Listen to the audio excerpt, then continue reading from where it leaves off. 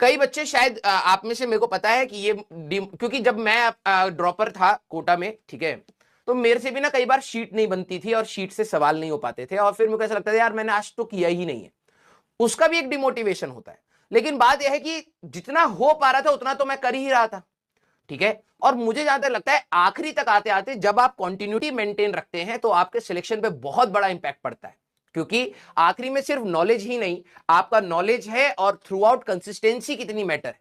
आपने क्या सिर्फ स्टार्टिंग के चैप्टर्स अच्छे पढ़े हैं, या थ्रू आउट आपने एक बार सिलेबस को देखा है, कुछ कमियां रह गई हैं, नो डाउट। हमें को तो एक ही मौका मिलता था कि भाई एक ही मौका है, इसी में करना है। आपके पास एटलीस्ट 2 मौके हैं, तो कुछ और इंप्रूवमेंट के जो चांसेस होंगे, जो आपको लगेंगे कि जेई मेंस 1 के बाद यार मेरी कमियां ये रह गई हैं, क्योंकि आप सभी लोगों ने पहले भी जेई मेंस दिए, तो आपको कुछ कमियां अपनी पता है, टेस्ट देने के बाद रियलाइजेशन आती है। तो आपका जेई मेंस 1 के बाद आपको बहुत सारी चीजें क्लियर हो जाएंगी, फिर आपके पास 2 महीने रहेंगे। मैं कह रहा हूं बहुत अच्छे से आपकी प्रैक्टिस होगी, ठीक है। जल्दी से मुझे ये बता दीजिए। हाँ देखो, ठीक है बेटा, आप सभी लोगों का मैं बता रहा हूं। देखो मैं पीवाईक्यूज को डीपीपी से ऊपर अभी क्यों रख रहा हूं, ठीक है। मैं ये नहीं कह रहा हूं कि डीपीपी नहीं करनी है, डीपीपी करनी है आपको। आपको टाइम मिल रहा हो तो बिल्कुल करिए। देखिए मेरी हमेशा ये रहता है कि मोस्ट रेलिवेंट जो चीज है सबसे पहले आप करिए। मोस्ट रेलिवेंट आपके लिए क्या है? पीवाईक्यूज है, ठीक है।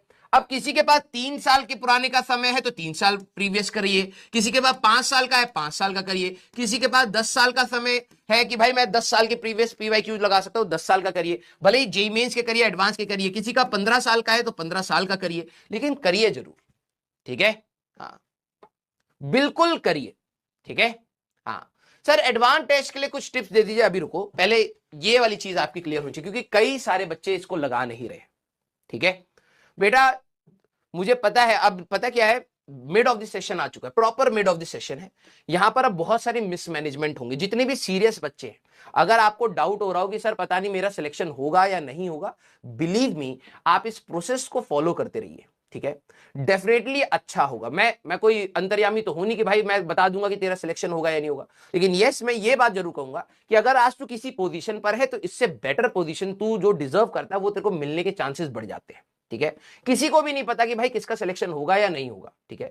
आज एक बहुत अच्छा बच्चा है, हो सकता है आखिरी तक आते आते वो डिमोटिवेट हो जाए, अपने टेस्ट के मार्क्स कह रहा है यार मेरे तो 10 मार्क्स कम हो गए, मेरे तो 5 मार्क्स कम हो गए। अगर आप उस फैक्टर को यूज करके अपने आप को डिमोटिवेट करते जा रहे हैं तो हो सकता है उसके मार्क्स डिप कर जाए, हो सकता है एग्जाम वाले दिन तबियत खराब हो जाए, एग्जाम से पहले कोई ऐसा इंसिडेंट हो जाए, तो कुछ भी आपके लिए सर्टेन नहीं होता। लेकिन यस, हमें उस तैयारी को और इंप्रूव करने के लिए क्या करना है, हमें अपने पीवाईक्यूज को करना है। जो लोग पीवाईक्यूज कर पा रहे हैं, ठीक है, या कर रहे हैं, मुझे ये बताइए क्या आपके सवाल निकल रहे हैं, हाँ या ना, ठीक है। क्योंकि this is important. Thumbs up करिएगा, यस सर सवाल अब पहले से बेटर हुए हैं, पहले से हमें और अच्छा मिलना स्टार्ट हुआ है, आंसर तक हम पहुंच रहे हैं। हो सकता है सिली मिस्टेक्स हो रही हो, लेकिन यस पहले से क्वेश्चन को रीड करके समझ आ रहा है पूछ क्या रहा है, लगाना क्या है पता लग रहा है। कैलकुलेशन में अभी भी मैं कई बार अटक जा रहा हूं, हो सकता है आंसर तक मैं नहीं पहुंच पा रहा, वो आप थोड़ा सा इनिशिएशन आया है, क्या आपका ये सब हो रहा है, मुझे जरूर बताइए। हाँ sir, fully demotivated fully demotivated fully demotivated एक बच्चा बोल रहा है, ऐसा नहीं होता बेटा, ठीक है। आपके पास देखो, मैं चलो ठीक है कर सकते हैं आप, जैसे आपको लगा कि यार देखो बात यह है कि अगर आपको टॉपिक पता है कि जैसे मान लीजिए आप पोटेंशियल एनर्जी और इक्विलिब्रियम हुआ, आपको पता है कि यार यही वाले टॉपिक के मेरे को सवाल ढूंढ के निपटा देने हैं, तो आप कर सकते हैं। ऐसा कुछ नहीं है कि चैप्टर खत्म होने के बाद ही आप पीवाईक्यूज करें। जैसे इससे पहले हम लोग वर्क और वर्क एनर्जी थ्योरम के थे, आपको पता लग रहा है यार ये सवाल है, तो उसको आप निपटा सकते हैं। Yes, very good. अभी क्या हुआ है, 1.5-2 महीने के अंदर आपका एक इनिशिएशन आया है, ठीक है। इसको पॉजिटिव लीजिए। जो बच्चा फुली डिमोटिवेटेड कह रहा है, मैं मानता हूं कि बेटा आपको शायद स्ट्रेस हो रहा होगा, लेकिन 2 चीजें हैं। एक कि आपने क्या इसको हल्का समझा था, ये तो होना ही है कि भाई आपकी फिजिक्स भी एक्सट्रीम पर जाएगी, केमिस्ट्री भी एक्सट्रीम पर जाएगी, मैथ्स भी एक्सट्रीम पर जाएगी, तो आपको दिक्कतें आएंगी मैनेजमेंट करने में, ठीक है। मार्क्स कम होंगे। क्या आपने ये पहले सोच लिया था कि आपके हमेशा फुल मार्क्स रहेंगे, ठीक है। क्या आपने ये सोच लिया था कि सारे सवाल बन जाएंगे, क्या सोचा था? अगर आपने ये चीज सोच के तैयारी स्टार्ट करी थी तो ये होना लाजमी है, ठीक है। और अगर आप थोड़े से प्रैक्टिकल हैं कि हाँ यार मैं जो चीज पढ़ूंगा उसमें कुछ कठिनाइयां आएंगी, कुछ चीजें समझ आएंगी, कुछ नहीं आएंगी, मेरे को प्रैक्टिस करना है और इंप्रूव करना है, अगर आप इस सोच के साथ हैं तो आई डोंट थिंक कि आपको डिमोटिवेशन होगा। आप थोड़े से एंग्शियस हो सकते हैं यार कि मेरे ने इतने सारे सवाल नहीं निकले, डिमोटिवेशन नहीं कहते। आप थोड़े से एंशियस हो गए, थोड़ा सा परेशान हो गए, इसको डिमोटिवेशन नहीं कहते, ठीक है। एंड अगर आप इवन एंशियस भी हैं कि यार मैंने 100 सवाल लगाए और 100 सवाल में से मेरे 70-80 हो पाए, 20 नहीं हो पाए, ये मेरी सिली मिस्टेक्स रह गई या मुझे कंसेप्ट नहीं पता लगा, तो ये तब भी एक्सेप्टेबल है, क्योंकि ये होता रहेगा। आप उन 100 सवाल को पूरा लगा लेते, फिर नए 100 सेट के नए सवाल आते, हो सकता है उसमें किसी सवाल में आप अटक जाए, तो ये प्रोसेस आपका हमेशा कंटिन्यूड रहेगा। क्लियर? यस। दूसरी बात, जो बच्चा कह रहा है कि फुली डिमोटिवेटेड, बेटा एक बात बता, तेरे पास और तरीका क्या है इसको, इससे बाहर निकलने का तरीका क्या है तेरे पास? प्लान ऑफ एक्शन क्या है? क्या तू वैसे ही रोना चाहेगा, ठीक है, या फिर तू उस डायरेक्शन में अपने आप को हेल्प करेगा जिस डायरेक्शन में तेरे को बेनिफिट मिले, ठीक है। अगर तेरे अंदर ये है कि हाँ सर मेरे को इस कचड़े में से निकलना है, ठीक है, और मुझे पता है कि आप लोगों की डिमोटिवेशन हो क्यों रही है, ठीक है, क्योंकि आप लोगों का phone usage apart from studies अच्छा खासा है, ठीक है, राइट।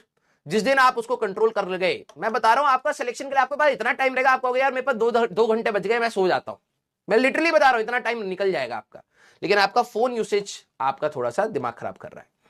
सर मेरे अंदर ना सिटिंग कैपेसिटी नहीं है, एग्जाम से एक महीने पहले बेटा तेरे अंदर सिटिंग कैपेसिटी 15-15, 16-16 घंटे तक की होगी, ठीक है।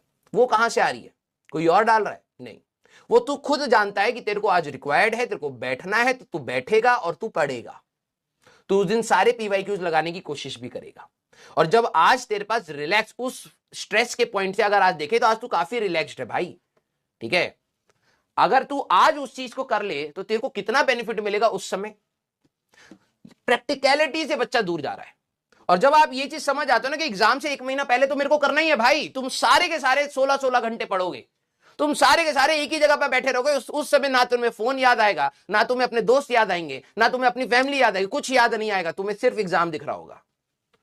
और प्रॉब्लम यह है कि आपको यहां से भी 6 महीना दूर दिख रहा है या 5 महीना दूर एग्जाम दिख रहा है, तो आप लिटिल बिट रिलैक्स्ड है। यहां की स्ट्रेस को आप समझ रहे हैं कि ये स्ट्रेस आपके लिए बहुत ज्यादा है, लेकिन एग्जाम से पहले का स्ट्रेस और भी ज्यादा होगा भाई, ठीक है, तब और भी ज्यादा होगा। और तुम्हारे अंदर वो कैपेसिटी है बैठने की, तुम्हारे अंदर वो कैपेसिटी है अपने आप को मना के पढ़ाने की, आज नहीं करोगे लेकिन, है ना। तो मैं आप सभी लोगों को बोलूंगा कि भाई देखो, प्रैक्टिकल रहो।